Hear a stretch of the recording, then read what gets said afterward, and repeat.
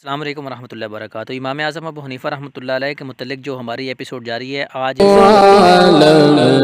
امام اعظم ابو حنیفہ سراج امت فقیہ افخم امام اعظم ابو حنیفہ ہے نام نعمان ابن ثابت ابو حنیفہ ہے کی کنیت ابو حنیفہ ہے کی کنیت پکارتا ہے یہ کہہ کے عالم پکارتا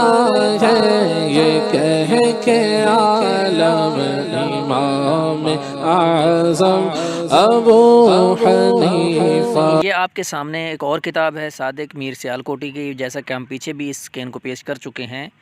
کہ امام اہل سنت کے مسلک پر چلنے والے حق پر ہیں، یعنی اگر وہ ان کی تقلید کر رہے ہیں اور وہ صحیح حدیث پر چل رہے ہیں تو وہ حق پر ہیں۔ تو امام اعظم ابو حنیفہ رحمۃ اللہ علیہ کے حوالے سے جیسے کہ ہم نے پہلے بھی ذکر کیا تھا کہ امام اعظم ابو حنیفہ رحمۃ اللہ علیہ کی جو پیدائش ہے وہ 80 ہجری ہے۔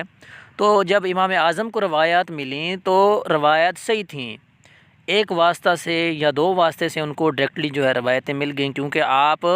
تابعی رسول ہیں، یعنی تابعی ہیں آپ کو ایک واسطہ سے یا دو واسطہ سے روایتیں مل گئیں، لیکن آپ جو ہے وہ مطلب ان کو روایات کو اکٹھا تو کیا آپ نے بہت کام کیا ہے، لیکن آپ کو جو مہارت تھی سب سے زیادہ وہ فقہ میں تھی، آپ نے فقہ کو جو ہے تدوین کیا۔ تو حدیثوں کے حوالے سے جو کہتے ہیں کہ آپ کی حدیثیں کم ہیں، تو خیر وہ بھی ہم پچھلی ویڈیو میں دکھا چکے ہیں آپ کو کہ آپ کی 15 سے 25 اور 27 اور 29 مسانید ہیں، 27 اور 29 تک۔ جی تو جناب یہ اگلا سکین ہے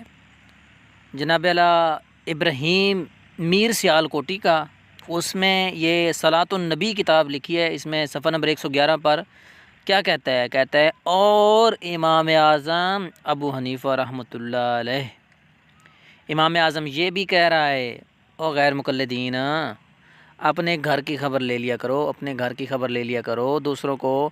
برا بھلا کہنے کی بجائے اور جناب اعلیٰ نبی علیہ السلام کا اور امام اعظم کا مقابلہ کرانے کی بجائے، بلکہ آپ لوگ اپنے گھر جا کے پڑھا کرو۔ جو ہمیں کہتے ہو کہ ہمارے امام تو امام اعظم ابو حنیفہ ہیں اور ہمارے امام تو امام اعظم محمد صلی اللہ علیہ وسلم ہیں اور تمہارے امام اعظم ابو حنیفہ ہیں، تمہارے امام کہاں اور ہمارے امام کہاں؟ یہ جو تقابل کرتے ہو نا،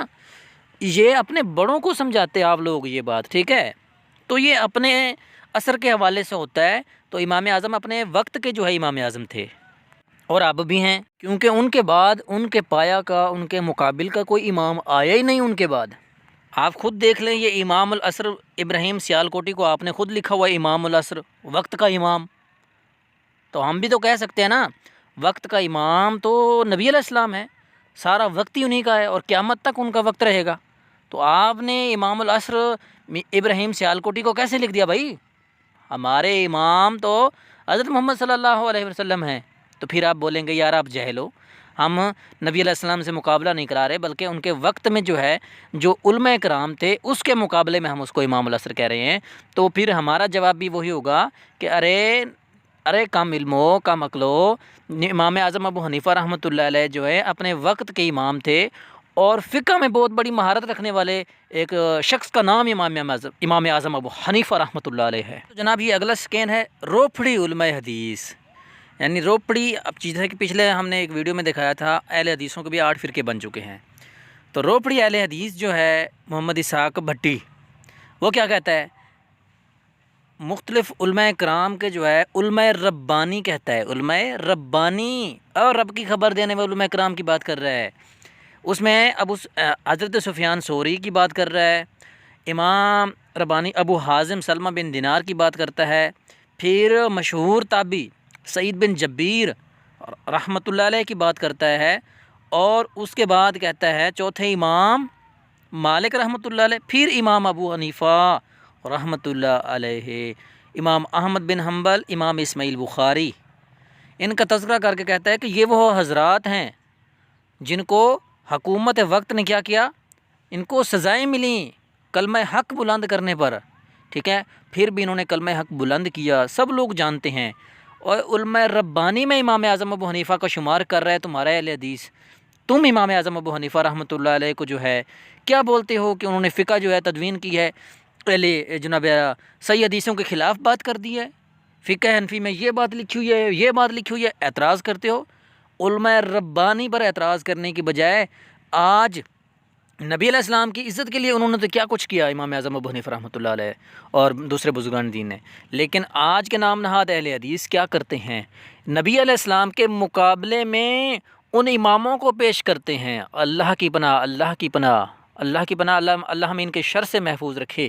کتنی کم فہمی و کم علمی ہے، وہ نبی علیہ السلام کے غلام تھے اور امت پر انہوں نے بہت بڑا احسان کیا ہے، فقہ تدوین کر کے امت کو تمام مسائل سے آگاہ کیا انہوں نے، لیکن آج غیر مقلدین جو ہے ان کی زبانیں بند نہیں ہوتی، ائمہ کرام پہ، فقہاء کرام پہ جناب اللہ جو کہ طرح طرح کے تان و تشنیع اور تانہ بازی اور جناب اللہ گلے شکوے کرنا یہ عام بات ہے، روٹین ہے ان کی۔ اللہ ہمیں جو ہے اپنی پناہ میں رکھے اور ہمیں اپنے سلف کی، ہمارے اپنے فقہاء کرام، محدثین، مفسرین سب کی عزت اور جناب اللہ عظمت بیان کرنے کی اور ان کی عزت کرنے کی توفیق دے، آمین ثم آمین۔ یہ تو جناب اللہ جی آپ کے سامنے خوشبو خطابت ابو الحسن عبد المنان راسخ اہل حدیث کی کتاب ہے۔ وہ اپنے مولویوں کو نصیحت کرتے ہوئے کیا کہتا ہے؟ کہتا ہے امام ابو حنیفہ رحمۃ اللہ علیہ کے بارے میں آتا ہے کہ رات کو وہ سورۃ الزلزلۃ الارض یعنی سورۃ الزلزلال پڑھتے تھے، اور جناب اعلیٰ پڑھتے تو اپنی داڑھی کو پکڑ کر رونا شروع کر دیتے اور یہ دعا کرتے، یا اللہ مجھے قیامت کی ہولناکیوں سے محفوظ فرما۔ پھر آگے نصیحت کرتے ہیں، آج میں معذرت کے ساتھ عرض کرنا چاہتا ہوں کہ آج فقہی اختلاف تو بہت زیادہ ہیں، اور میں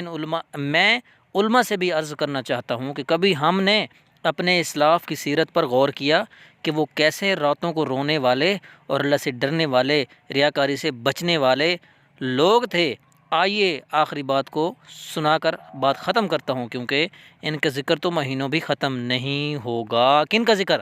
امام اعظم ابو حنیفہ رحمۃ اللہ علیہ کی جناب اللہ کیا عاجزی اور انکساری پیش کرتے ہوئے یہ مولوی کہتا ہے، اپنے مولویوں کو نصیحت کرتا ہے، اپنے مولویوں کو کہتا ہے کہ میں عرض کرتا ہوں اپنے اسلاف کو پڑھیں، فقہی اختلافات تو ہوتے رہتے ہیں، اس کا مطلب یہ نہیں ہے کہ ان کی شان اقدس میں، ان کی جناب اللہ عزت و عظمت میں جو ہے آپ بےہودہ قسم کے الفاظ استعمال کریں اور اپنے اسلاف کو برا بھلا کہیں۔ اہل حدیثو، یہ تم لوگوں کے لیے ایک نصیحت ہے، اس پر عمل کرو۔ ہماری بات نہیں مانتے تو اپنوں کی ہی بات مان لو۔ جناب اللہ یہ فتاوی نظیریہ ہے آپ کے پاس، صفحہ 167، اس میں وہ اینڈ میں لکھتا ہے، اور امام ابو حنیفہ مجتہد مطلق بلا ریب ہیں۔ اب مجتہد مطلق بلا ریب کس کو کہتے ہیں؟ لا ریب جو مجتہد ہوتا ہے اس کو کہتے ہیں جس کی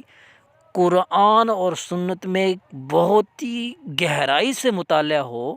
اور جناب اللہ اس کی گہری نظر ہو، اس کو مجتہد لا ریب کہے جاتے ہیں، کہ کوئی شک نہیں ہے کہ وہ مجتہد ہے اور اس کی قرآن اور حدیث میں بہت ہی گہری نظر ہے۔ تو امام اعظم ابو حنیفہ رحمۃ اللہ علیہ جو ہے قرآن اور حدیث میں اتنی گہری نظر والے تھے اور اتنے ذہین اور فتین تھے، اور جیسا کہ ہم نے آپ کو پہلی ویڈیو میں بتایا ہے، تو وہ جناب اعلیٰ اتنے شانوں کے مالک جو ہیں، امام ہیں، آج اہل حدیث ان پر اعتراض کرتے ہیں۔ تو خدا کا خوف کا اعتراض نہ کریں، ان پر اعتراض نہ کریں، بلکہ ان کا ادب کریں، ان کا احترام کریں۔ جی تو یہ آپ کے سامنے لغت الحدیث وحید الزمان حیدرآبادی اہل حدیث کی کتاب ہے۔ یہ کہتا ہے کہ اگر مجتہد اس مسئلہ میں یعنی کسی بھی مسئلہ میں خطا کرے، قرآن و حدیث میں اس کا حکم نہ ہو اور قیاس کرے اور وہ اس سے غلطی ہو جائے، تب بھی اس کو ایک اجر ملے گا۔ تو ہم بھی یہی کہتے ہیں، امام اعظم ابو حنیفہ رحمۃ اللہ علیہ تمام مجتہدین، اچھا کہتا ہے امام مالک، امام شافعی، امام اعظم ابو حنیفہ رحمۃ اللہ علیہ سب جو ہے وہ قرآن اور حدیث کے خلاف بات نہیں کرتے تھے۔ پھر امام اعظم ابو حنیفہ رحمۃ اللہ علیہ کے بارے میں فرماتا ہے کہ حدیث ان کو بھی وہ حدیث نہ ملی، کہتا ہے کہ اگر انہوں نے حدیث کے خلاف بات کر دی تو اس کا مطلب یہ ہے کہ انہیں وہ حدیث نہیں ملی، ورنہ ہرگز وہ حدیث کو چھوڑ کر قیاس نہ کرتے۔ خصوص امام اعظم کی نسبت تو وہ سب مجتہدوں سے زیادہ حدیث کے پیرو تھے۔ ان کا قول تو یہی ہے کہ ضعیف حدیث بھی قیاس پر مقدم اور صحابہ کا قول بھی قیاس پر مقدم۔ جب امام اعظم ابو حنیفہ رحمۃ اللہ علیہ یہ فرما رہے ہیں تو اس کا مطلب یہ ہے کہ امام اعظم ابو حنیفہ رحمۃ اللہ علیہ جو ہے اپنے قیاس سے پہلے صحابہ کے اقوال کو، صحابی کے قول کو اور ضعیف حدیث کو ترجیح دیتے تھے۔ پھر اس غیر مقلد وحید الزمان حیدرآبادی صاحب نے اقرار کیا کہ حدیث کے سب سے زیادہ پیرو امام اعظم ابو حنیفہ رحمۃ اللہ علیہ تھے۔ اللہ ہمیں ان کی شان اور مرتبہ سمجھنے کی توفیق دے، آمین ثم آمین۔